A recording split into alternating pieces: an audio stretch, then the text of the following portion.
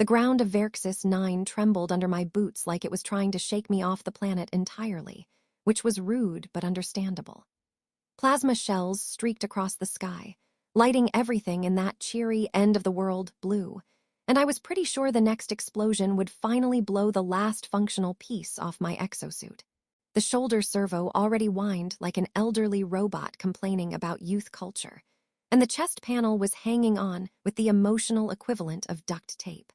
Still, I stood my ground, sword humming at my side, because the alternative was lying down in the dirt and hoping the alien army politely ignored me. They would not. Above me, a citadel, if one could call a floating, glittering fortress with enough weaponry to vaporize a moon a citadel, hovered silently. I could feel eyes on me from up there. A whole empire's worth, probably. Nothing like the pressure of being watched by an Empress and her council while trying not to die in an embarrassing way. A squad of towering mechs stomped toward me, their steps synchronized in that smug way only machines could pull off. "Hello, gentlemen," I muttered, tightening my grip on my sword. "Anyone brought snacks? No. Well, that's disappointing." The mechs did not respond, which was rude but unsurprising. I dashed forward before they could lock onto me, leaping over cracked stone and burnt vegetation. My sword sliced through the first mech's leg joint with a crackle of energy, sending it toppling like a metallic tree that had lost the will to stand. The others adjusted their aim, but my exosuit, despite sounding like it needed medical attention, boosted me just enough to roll under a volley of plasma fire. Somewhere overhead, inside that floating citadel, I imagined someone making notes. Human demonstrates improbable agility, also questionable survival instincts. The mechs regrouped, sent a coordinated blast my way, and I braced myself. The heat washed over me, scorching the ground, and for a moment I wondered if I still had eyebrows. Then I surprised myself by laughing. "You missed, which is impressive, considering I was standing still. Are your aim protocols okay? Want me to call tech support?" One mech paused, as much as a mech could pause, tilting its head as if genuinely considering whether it had a software issue. I used the moment to leap onto its chassis, scrambling up its armored plating while it tried to swat me off like a stubborn insect. When I reached the energy core housing, I jammed the end of my sword into the gap and twisted hard. Sparks burst out, the mech convulsed, and I jumped off as it collapsed in a very dramatic, very satisfying explosion. 2 down. 8 to go, easy. Well, not easy, but possible. Maybe. The citadel drifted lower, casting a shimmering shadow over the battlefield. I didn't need a translator to know that meant the Empress was paying attention. She was rumored to look like a human woman, except for her long, elegant ears that tapered like polished metal. People said she could hear a whisper from a kilometer away, or tell when someone lied by the rhythm of their heartbeat.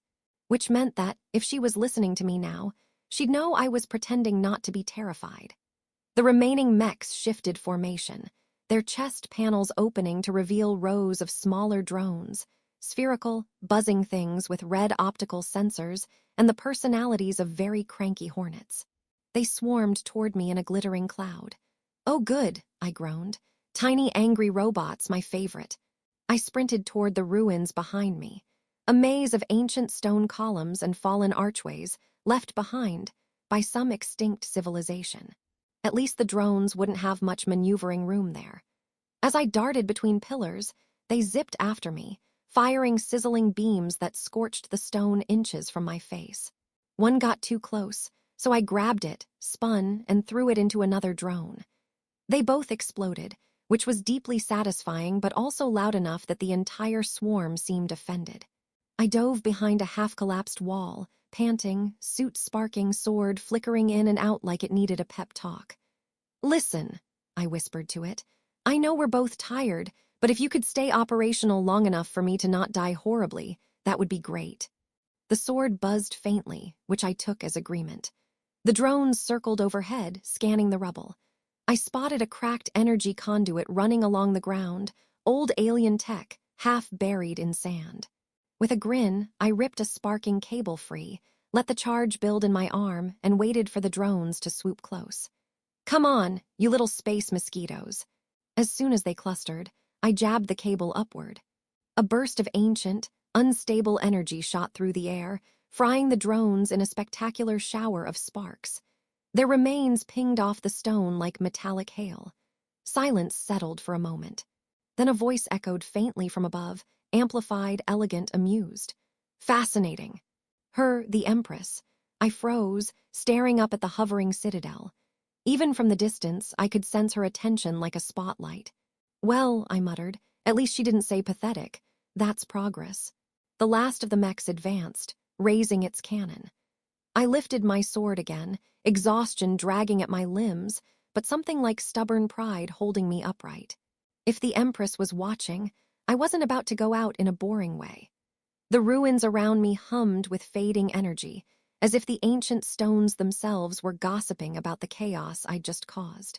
I didn't have time to appreciate their enthusiasm, because the final mech, the biggest, naturally, was stomping toward me with the confidence of someone who had never lost a fight or a staring contest. Its cannon whirred as it charged, glowing with that particular shade of blue that usually meant, please run. Before I could decide whether to charge or feint, the mech suddenly halted. Its red optics flickered. Then, to my bewilderment, it powered down with a sad descending beep and collapsed sideways. I blinked at the fallen machine, then at the sky. Did I win by intimidation?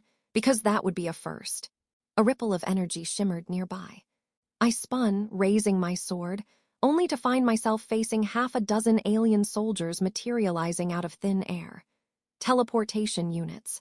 Sleek, advanced, and apparently expensive, judging by the smug look on their faces.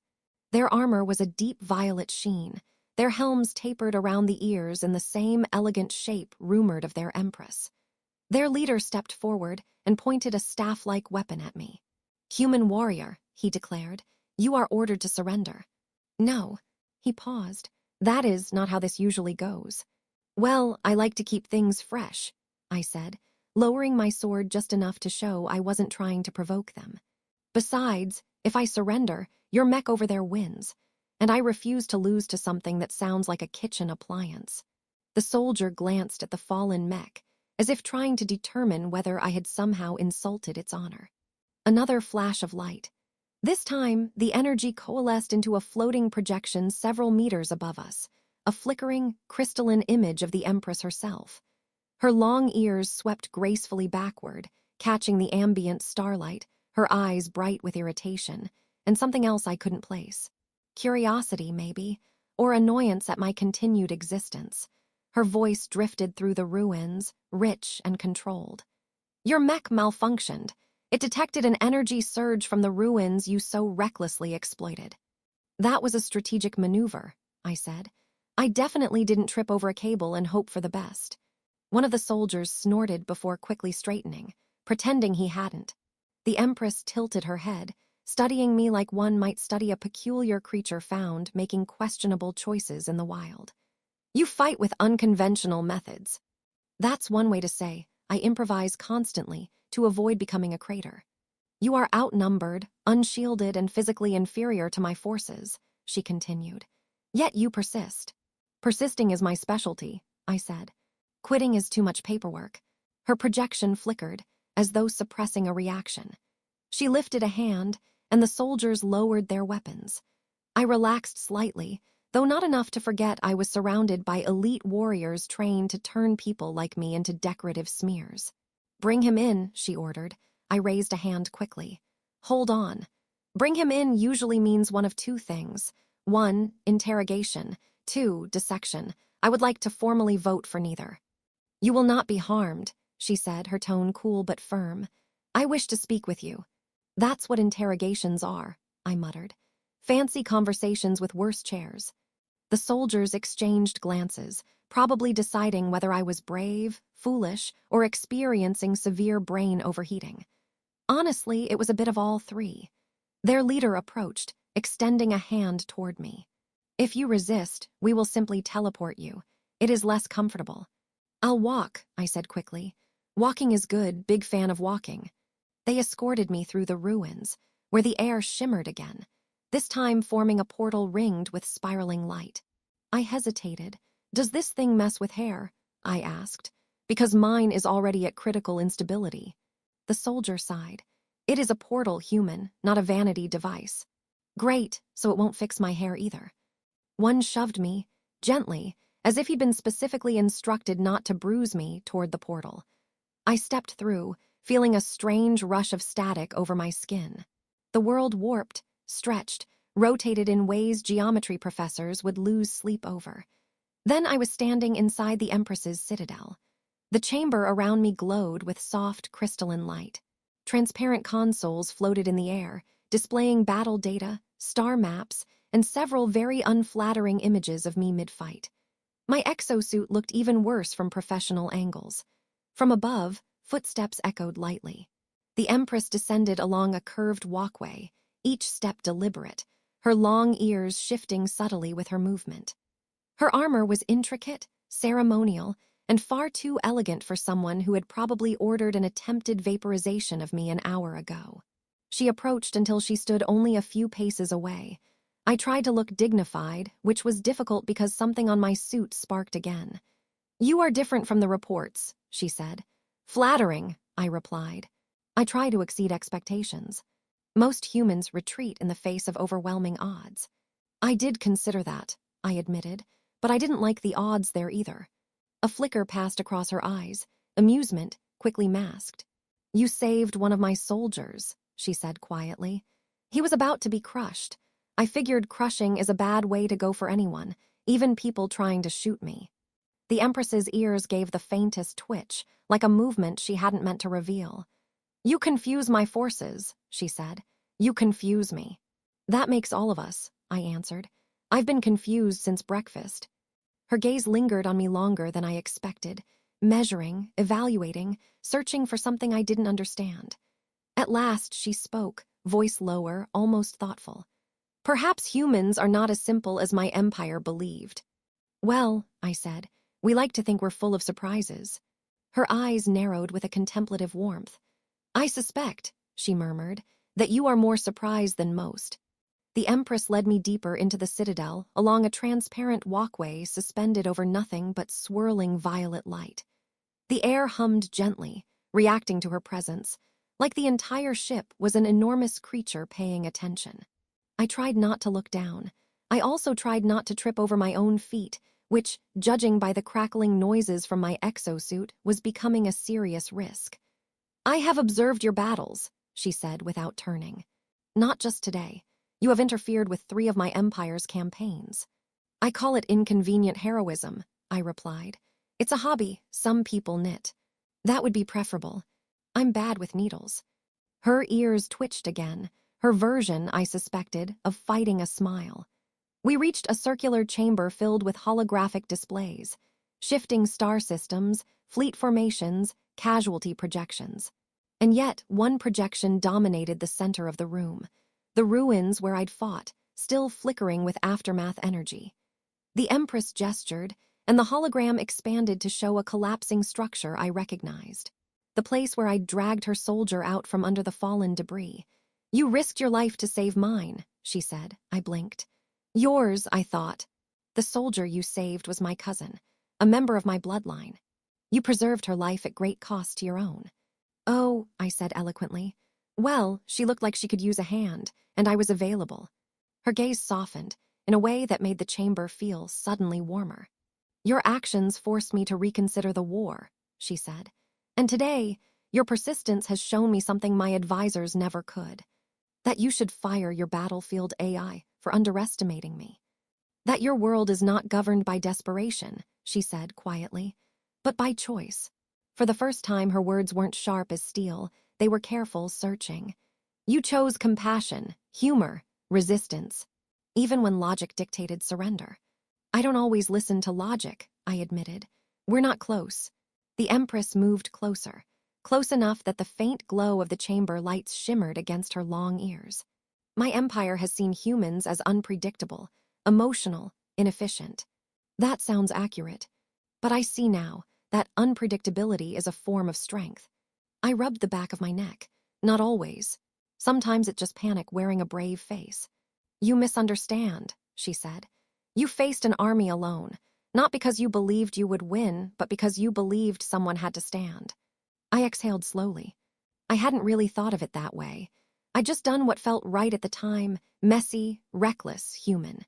She turned to one of the floating consoles and swept her hand through a stream of symbols. The battle map dissolved, replaced with a new display. Starfields shifting, borders dissolving, conflict zones dimming. "I am ending the campaign," she said. "Effective immediately." I stared at her. Wait ending, as in stopping. As in, no more trying to blow us up. "No more," she said, "because you have shown me that conquest is not the only path to strength. And your generals, they're okay with this." "No," she replied. "They are furious." So this is going well already. The Empress inhaled deeply, almost like bracing herself.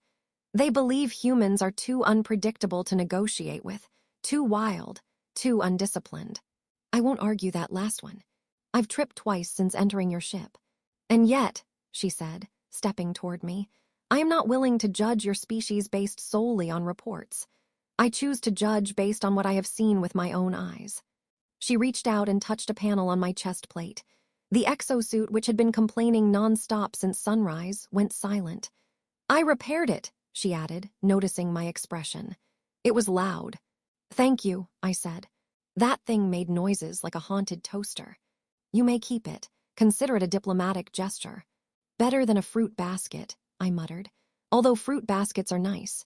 Her ears lifted slightly, surprise mixed with amusement. "You truly do face everything with humor." "It's either that or cry," I said, "and crying fogs up my visor." Silence settled between us, but a warm silence, not sharp or tense. It felt like a ceasefire made out of breath and possibility. "I believe we can build something different," she said at last. "Between our people, something new." "Peace?" I asked. "Understanding," she corrected, though her voice softened. "Peace may follow." I studied her. The Empress who had once watched me fight as an enemy, now standing close enough that I could see the fine silver patterns painted across her cheekbones. She looked powerful, intimidating, graceful, but no longer distant. "I didn't come here to change the galaxy," I said. "I barely came here to survive 5 minutes. And yet you have done both." I huffed a laugh. "I guess I did." A portal shimmered to life behind me, an exit clearly. A way home.